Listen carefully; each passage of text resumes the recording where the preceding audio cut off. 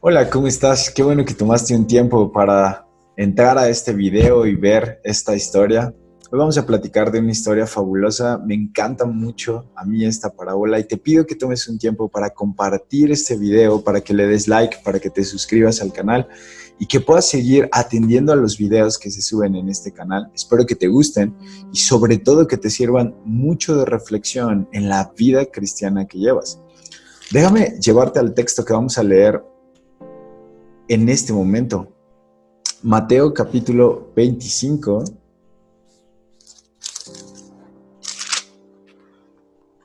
Mateo capítulo 25 habla acerca de esta historia. Nosotros podemos encontrarla desde el versículo 1. Dice, en ese día el reino de Dios será como 10 vírgenes que tomaron sus lámparas de aceite y salieron al encuentro del novio. 5 de ellas eran descuidadas y las otras 5 prudentes. La primera cosa interesante de esta historia es que las 10 salieron al encuentro del novio, es decir, las 10 tenían la intención de estar con el novio. Probablemente incluso las 10 querían estar con el novio. Y eso es algo bien interesante que vamos a notar más adelante. Las descuidadas llevaron sus lámparas, pero no llevaron aceite de reserva. Por el contrario, las prudentes llevaron sus lámparas, pero también llevaron aceite de reserva. Como el novio se devoraba mucho, todas las jóvenes se cansaron y se durmieron.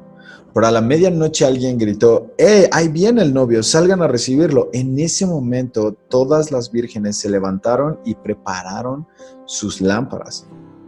Las descuidadas les dijeron a las prudentes, denos un poco de aceite porque nuestras lámparas se están apagando. Pero las prudentes respondieron, no les podemos dar nada porque no quedará suficiente para ustedes ni para nosotras. Más bien vayan a los vendedores de aceite y compren para ustedes. Mientras ellas se iban, el novio llegó y las jovencitas que estaban listas entraron a la boda con él. Alguien le echó seguro a la puerta y cuando las insensatas regresaron, dijeron, Señor, Señor, ábrenos la puerta. Pero él les contestó, la verdad es que yo no las conozco. Así que estén listos porque ustedes no saben el día ni la hora en que vendrá el Hijo del Hombre. Esta parábola, esta historia ha sido muy alegorizada y se le ha dado significado a cada uno de los elementos dentro de esta parábola. Ahora, si bien eso puede ser muy bueno para nuestro aprendizaje, me gustaría hablar de un contexto más general y del aprendizaje general que nosotros tenemos acerca de esta parábola que podemos aplicar en estos tiempos muy bien a nuestra vida cristiana. Básicamente te decía que lo primero que nosotros podemos ver y que es muy, muy interesante es que las 10 se sentían preparadas para la llegada del novio, las 10 querían estar con el novio y las 10, su anhelo era festejar la boda con el novio. Ahora, 5 de ellas, algo les hacía falta, el aceite extra. Este aceite ha sido comparado con el Espíritu Santo, ha sido comparado con la salvación en algunas interpretaciones, ha sido comparado muy, muy tradicionalmente en la tradición eclesiástica, ha sido comparado con las obras, ¿no? Cuando te faltan las obras. Independientemente de la comparación que tú hayas leído, que probablemente te haya gustado, el estudio que hayas tenido, lo que podemos observar es que las 5 insensatas tenían algo que les faltaba, que a las 5 prudentes les sobraba. Es decir, las 5 que estaban preparadas tenían el aceite suficiente y las otras no.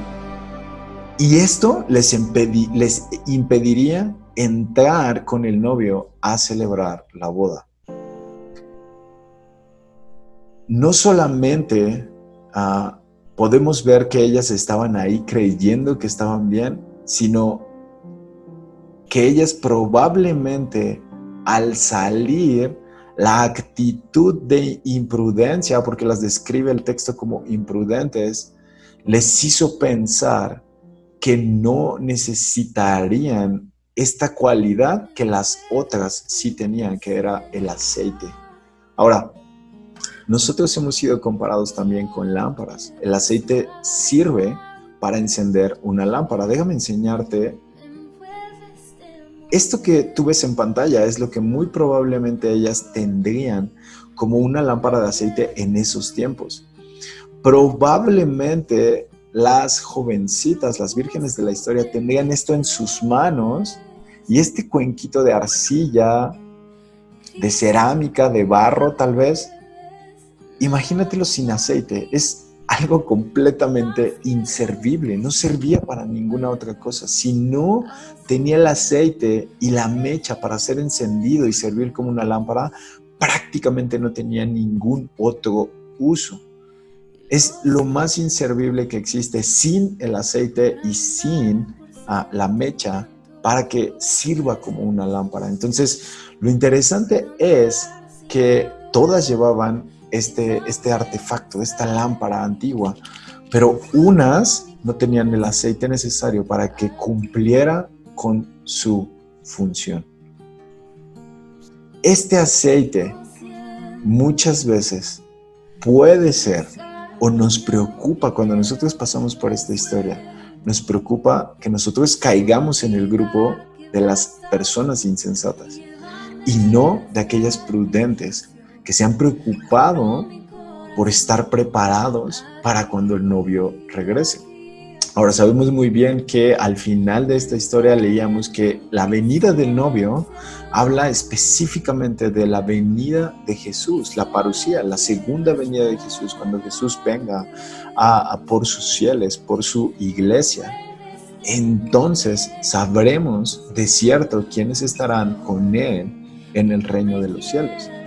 Y nosotros como cristianos no queremos pertenecer al grupo de aquellos imprudentes, porque evidentemente todos queremos entrar a celebrar la boda con el novio y no queremos que se nos cierre la puerta y que nos digan yo no te conozco.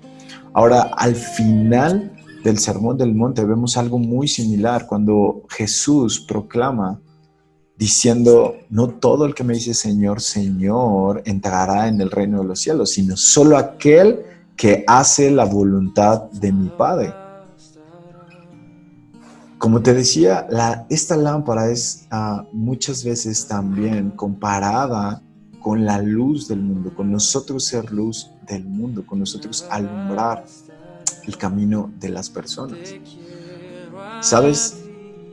Lo que nosotros hacemos, nuestra vida en Cristo, nuestra santificación, alumbra la vida de otras personas. En el Antiguo Testamento existían también sacrificios que se tenían que mantener constantemente ardiendo. Vemos instrucciones de Dios dadas al sumo sacerdote, en donde le dice, sabes, no permitas que se apague la ofrenda en el altar, no permitas que se apague el fuego del altar. Y en este fuego se quemaban ofrendas que eran de olor agradable hacia Dios, delante de Dios tenían un olor grato. Ahora, cuando nosotros venimos al Nuevo Testamento y entendemos que nosotros ya no damos ofrendas y sacrificios que tenemos que quemar, como una ofrenda de cereal, como un sacrificio en holocausto, pero que el sacrificio es entregar nuestro cuerpo en sacrificio vivo, entonces entendemos que todo lo que nosotros somos, es decir, nuestro cuerpo en sacrificio, debe de ser una ofrenda delante de Dios. Debe de ser todo lo que somos, todo lo que tenemos, una ofrenda delante de Dios. Incluso nuestra vida, después de haber entrado en este nuevo pacto a través del bautizo. Entonces, muchas veces nos preocupamos mucho como cristianos por el bautizo, pero no nos preocupamos por la obra que se ha empezado en el bautizo en nosotros, por perfeccionar nuestra santificación y nuestra devoción delante de Dios. Ahora, si bien nosotros entendemos que la obra del Espíritu es perfeccionarnos, que solamente Jesús nos santifica, También Pedro dice que nosotros podemos añadir a nuestras cualidades virtudes, dominio propio, etc. Y lo interesante es que poco nos preocupamos por añadir virtud a nuestra vida cristiana, por añadir dominio propio, por añadir conocimiento. El conocimiento va a venir de que tú leas la palabra, abras la Biblia. El Espíritu no va a abrir la Biblia por ti, no va a sentarte en una mesa y te va a obligar y va a estar ahí hasta que leas el versículo del día o leas un capítulo en este día, sino es algo que tú conscientemente tienes la responsabilidad moral de perfeccionar y de trabajar en ese crecimiento. Entonces, poco nos preocupamos muchas veces por esta devoción y por esta santificación. A veces esa santificación requiere que nos alejemos de ciertas situaciones. A veces esa santificación requiere que no tengamos algunos comportamientos como los del mundo para que nuestro comportamiento en Cristo sea luz para los gentiles. Pero muchas veces no queremos y no tenemos puesta la mirada en nuestra vida espiritual eterna y no queremos perder cosas de nuestra vida aquí en la tierra porque pensamos que es más importante. Y en lugar de preocuparnos por nuestra santificación, por nuestra devoción delante de Dios, nos preocupamos más por vivir libre aquí en la tierra. Ahora, no me malentiendas. Jesús ha venido para darnos libertad, pero esa libertad, dice Pablo, no debe de ser ocasión de libertinaje. Hermano, ¿tu libertad se ha convertido en libertinaje? Examínate a ti mismo, dice Pablo en la segunda carta a los Corintios. Examina tu fe para que veas que estás bien delante de Dios. Ahora, si tu lámpara que ya tienes no tiene aceite, ¿qué será lo que te salvará de no entrar en la boda con el novio? Nada, hermano. No hay nada. Y muy probablemente el novio te diga, ¿sabes? Yo nunca te conocí. Esto no es solamente una exhortación para que nosotros examinemos nuestra fe, para que nosotros examinemos nuestro crecimiento, sino también para que nosotros examinemos nuestro proceso de santificación y devoción a Dios. Excelente es que tú ya hayas llegado a una nueva en Cristo, a una nueva vida en Cristo. Excelente es que tú ya estés en este nuevo pacto a través del bautismo. Pero también preocúpate por añadir nuevos procesos de santificación a tu vida. Ahí nosotros tenemos una responsabilidad moral que no podemos evadir y que muchos cristianos encargan simplemente a la obra milagrosa y no se hacen responsables de su cristianismo. Y terminamos viviendo muchas veces un cristianismo irresponsable. Un cristianismo irresponsable es aquel cristianismo que no permite alumbrar a otras personas. Me encanta esta reflexión de un pastor muy bueno, seguramente la has escuchado, y dice, ¿sabes? Si tú hablas como mundano, caminas como mundano, te vistes como del mundo, visitas los lugares del mundo, hermano, tú no eres cristiano, tú eres del mundo. Entonces, esto no solamente nos llama a examinarnos a nosotros mismos, sino examinar también nuestras obras, nuestra fe y el proceso que ha iniciado, la obra que ha iniciado el Espíritu, la obra que ha iniciado Dios, para que se vea completada. Dice Dios que Él terminará la obra en nosotros que ha iniciado. Examina esa obra y permite que el Espíritu trabaje en ti para que cuando llegue el novio puedas entrar con él a celebrar la boda. Gracias, hermano.